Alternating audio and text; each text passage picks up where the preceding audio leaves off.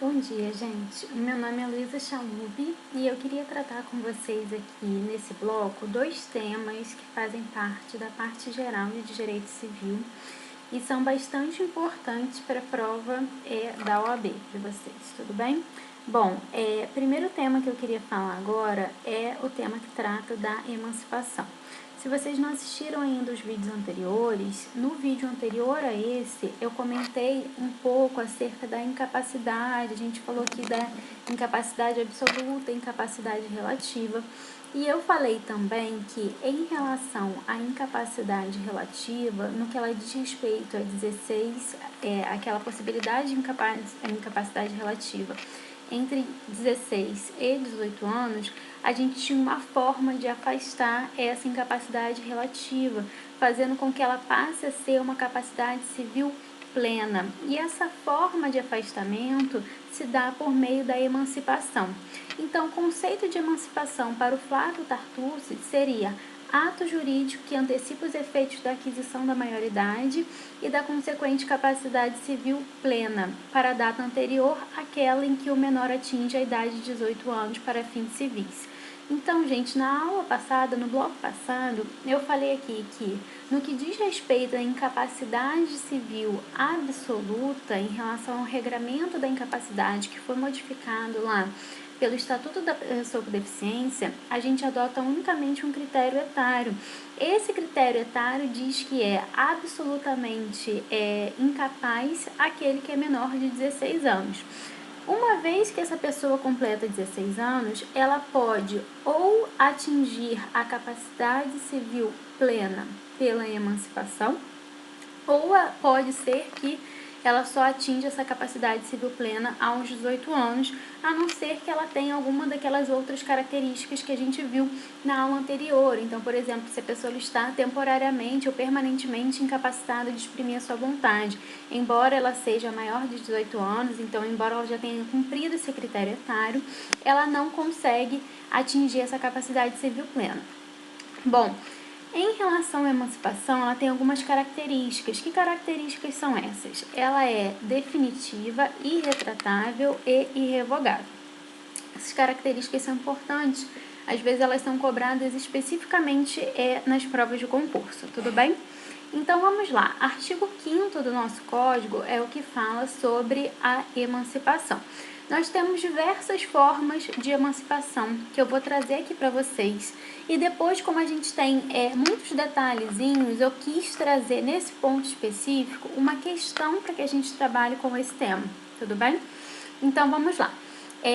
Hipóteses de emancipação. A emancipação ela pode ser voluntária, que é aquela que ocorre por concessão de ambos os pais ou um deles na falta do outro.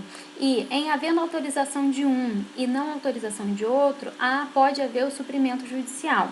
A gente tem também a emancipação judicial, que é aquela que é feita por sentença do juiz. Emancipação legal matrimonial, que é aquela que é feita pelo casamento.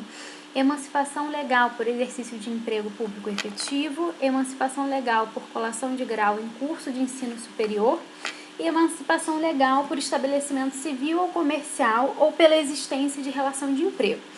Então, gente, voltando aqui para a gente explicar um pouco melhor cada uma das formas de emancipação. Basicamente, a gente tem aqui 4 tipos de emancipações diferentes. Desculpa, 3 tipos de emancipações diferentes, que são a emancipação voluntária, a emancipação judicial e as emancipações legais. A gente tem 4 tipos de emancipações legais. Então, a emancipação voluntária é aquela que é feita pelos pais em relação aos filhos. As bancas, normalmente, eu coloquei aqui todas as pegadinhas que as bancas costumam fazer, principalmente a FGV. Então, as bancas costumam fazer um jogo de palavras com relação aos incisos desse artigo 5º, e aí elas vão trocando, misturando esses incisos. A gente vai ver isso até na próxima questão, que é uma questão que eu separei para falar aqui com vocês. Então, por exemplo, eles podem falar, pode ser que venha na prova de vocês, falando que a emancipação voluntária parental ela se dá exclusivamente quando os 2 pais quiserem. Nem sempre é assim, pode ser só um quando o outro está ausente, ou pode ser quando haja discordância, que um autorize, o outro não, e aí a gente vai ser levado à emancipação judicial, que é a segunda hipótese. Haverá um suprimento do juiz, suprimento da vontade dos pais pelo juiz. Então, é a hipótese que é aplicável quando há divergência de opinião entre pai e mãe, por exemplo. Agora a gente passa a ver as hipóteses de emancipação legal. A gente tem 3 hipóteses de emancipação no geral, 3 classificações: voluntária, judicial e legal. Sendo que a legal ela se desmembra em 4. Então, a emancipação legal ela pode se dar pelo casamento, pode se dar pelo exercício de emprego público, por colação de grau ou estabelecimento civil ou comercial. Gente, começando pelo casamento, que tem uma observação super importante que eu quero fazer aqui com vocês. Ano passado, no dia 12 de março de 2019, surgiu uma lei nova, que é a Lei 13.811, que é aquela lei que proíbe o casamento de pessoas menores de 16 anos. Então, não existe mais no nosso ordenamento jurídico casamento com menores de 16 anos. A gente tinha antigamente 2 possibilidades, que era para evitar o processamento, né, no caso de crimes e no caso de gravidez, quando resultava de gravidez. Bom, a gente tinha uma divergência se continuaria, se não continuaria. Alguns autores já defendiam que não existia mais casamento em relação a menores que não se encontrem na idade núbile, que é a idade que é autorizada pelo Código Civil lá no capítulo referente ao direito da família ao casamento, que é 16 anos. Então, a gente tinha essa questão, essa celeuma e essa polêmica, e a Lei 13.811 veio pôr uma pá de cal em cima disso. Então, atualmente não existe mais emancipação com relação a casamento de menores de 16 anos. Aliás, não existe mais casamento em relação a menores de 16 anos de forma geral. Segundo ponto, gente, emancipação legal por exercício de emprego público efetivo. O que é interessante aqui? O que as bancas costumam fazer? Estágio em órgãos públicos, por exemplo, no Tribunal de Justiça, Ministério Público. Gente, isso não emancipa. O que emancipa é o emprego público, não estágio, não trainee, nada disso vai emancipar. Emancipação legal por colação de grau em curso de ensino superior reconhecido. Gente, é ensino superior e reconhecido. Então, ensino superior sem credenciamento do MEC? Não. Curso técnico? Não. Segundo grau? Não. Gente, quantidade de questão que eu já vi cobrando esse ponto, falando que fulaninho se formou no segundo grau, se ele estaria emancipado ou não. Não, gente. Isso daí é uma confusão de palavras que as bancas fazem realmente para tentar direcionar vocês. Outro ponto aqui, emancipação legal por estabelecimento civil ou comercial ou pela existência de relação de emprego. Gente, para que esse requisito aqui seja caracterizado e seja realmente possível a emancipação daquele menor de 18 anos, é indispensável que com o estabelecimento dessa relação de emprego, essa pessoa ela tem independência econômica, então ela consiga se manter, tudo bem? Então, também tem questões que falam, fulaninho de tal, com 17 anos, conseguiu um emprego muito bom, embora ele ainda não ganhe o suficiente para se sustentar, existe a previsão de que ele vai receber uma promoção. Não, gente, nada disso. Tem que ficar claro que ele tem já independência financeira, tudo bem? E aí essa questão aqui recentíssima da prova da OAB, né, Banca FGV de 2020. É uma questão, gente, que fala que ele trata, olha, sobre a questão da emancipação e ele traz vários dados querendo aqui, tentando confundir o candidato. Então, primeiro ponto, ele fala, olha, Márcia, adolescente com 17 anos de idade. Até então, gente, Márcia aqui, tendo 17 anos de idade, é possível que ela consiga se emancipar? Pessoas que têm 17 anos de idade estão dentro da faixa etária permitida do Código Civil para emancipação, que fica entre 16 e 18 anos. Então, até aí tudo bem. Sempre demonstrou maturidade muito superior à faixa etária. Nenhum dispositivo legal no Código que diga respeito à emancipação referente à maturidade, né? Seu maior objetivo, a gente já falou aqui várias vezes que o critério do Código é basicamente um critério etário, né? Então, não é um critério psicológico, de forma que a maturidade não faria diferença. Seu maior objetivo profissional é de tornar-se professora de história e, por isso, decidiu criar um canal, uma plataforma online na qual publica vários vídeos com aulas por ela própria elaborados sobre conteúdos históricos. Beleza. O canal tornou-se um sucesso, atraindo milhares de jovens seguidores e despertando interesse de vários patrocinadores. Começaram a procurar a jovem propondo contratos de publicidade. Aqui, gente, importante, embora ainda não tenha obtido nenhum lucro com o canal, Márcia está animada com a perspectiva de conseguir custear seus estudos na faculdade de História e conseguir firmar alguns desses contratos. Gente, não existe relação de emprego aqui, não existe sustento próprio. Isso é importante, a questão deixou clara, acabei de falar isso para vocês.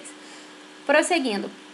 Para facilitar as atividades da jovem, seus pais decidiram emancipá-la, o que permitirá que celebre negócios com futuros patrocinadores com mais agilidade. Sobre o ato de emancipação de Márcia por seus pais, assinale a afirmativa correta. Agora, gente, vocês veem, a questão aqui, ela trouxe uma série de histórias aqui de requisitos, quando na verdade o que era importante pra gente era o que estava na última linha. A gente saber que tipo de emancipação é essa. E esse tipo de emancipação é o que a gente viu ali no slide anterior, que é a emancipação voluntária, que é feita pelos pais. Aqui, olha, a questão toda leva a entender que os pais, ambos os pais, eles estão de acordo com essa emancipação, porque eles falam aqui na última frase, olha, para facilitar as atividades da jovem, seus pais, então os dois, decidiram emancipá-lo, o que permitirá que celebre negócios com futuros patrocinadores com mais agilidade. Tudo bem, gente? Agora vamos ver aqui as alternativas, eu comentei uma por uma com vocês. Primeira alternativa, letra A, errada. Por quê, gente? Porque ele fala aqui, olha, que depende de homologação judicial, enquanto no artigo 5º fica expresso aqui, pela concessão dos pais ou de um deles na falta do outro, mediante instrumento público, independe de homologação judicial. Então, a emancipação voluntária, ela é independente de homologação judicial. Prosseguindo aqui, a letra B, não tem requisitos formais específicos, podendo ser concedida por instrumento particular. O que a letra B fala? Tá errado, gente, porque o artigo 9º, e a gente vai falar sobre esse artigo aqui, ele fala dos registros, de quais atos necessariamente têm que ser registrados, e a emancipação está no inciso 2º do artigo 9º. Agora, letra C, fala que deve necessariamente ser levado a registro no cartório competente do Registro Civil de Pessoas Naturais. É isso, gente, é que está correta. Como a gente acabou de ver, a emancipação, de acordo com o artigo 9º, ela é indispensável de que seja feito seu registro, para dar publicidade para aquele ato que gera segurança jurídica, presunção de veracidade, etc., todas as consequências dos registros civis. Então, pelo artigo 9º, inciso 2º, a alternativa correta é a letra C. Mas vamos ver aqui só a letra D, porque ela está errada também, vamos justificar. É nulo, pois ela apenas poderia ser emancipada caso já contasse com a economia própria, que ainda não aconteceu. Não, gente, o que eles fizeram aqui foi uma confusão, né? A gente tem vários tipos, a gente falou 3 tipos diferentes de emancipação, 3 espécies, que são a voluntária dos pais, judicial do juiz e as hipóteses legais. Dentro das hipóteses legais, a gente tem 4 modalidades de hipóteses legais. Em uma delas, que é a última prevista no Código, realmente é indispensável que aquele indivíduo tenha economia própria, mas na emancipação voluntária, esse não é um dos requisitos, então não é necessário que ela tenha economia própria, tudo bem? Gente, eu vou encerrar esse bloco aqui então, a gente termina, fecha esse assunto, já que a gente já falou bastante da emancipação, a gente conseguiu estudar bastante sobre isso, e aí no próximo bloco eu começo a falar do fim da pessoa natural. Tudo bem? Então, muito obrigada aqui pela atenção. Mais uma vez me coloco à disposição. Meu e-mail é profluizachalub@gmail.com se precisarem tirar qualquer dúvida, tudo bem? Não se esqueçam de seguir a nossa página no Instagram e também de se inscrever aqui no canal. Muito obrigada!